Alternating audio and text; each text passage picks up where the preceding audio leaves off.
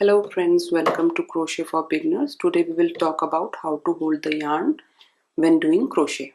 So place the yarn between first two fingers and hold the tail end like this. So tail end is towards you. This is tail end and that is working end.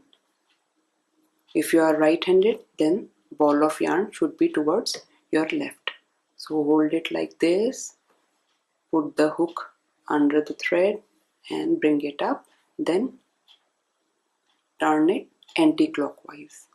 Put your thumb and third finger here and yarn over, pull up a loop, then tighten it.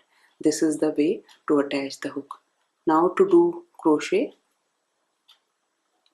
hold the thread between your palm and third and fourth finger. Don't keep the fingers tight.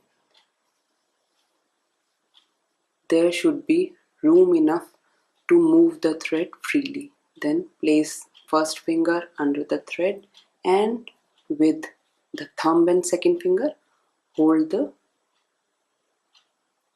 thread here near the hook. Then yarn over and pull up a loop. This is your first chain. Put your finger and thumb over the chain, yarn over, pull up a loop, second chain. So in this way you can make as many chains as you want. Don't worry about the size of the chains.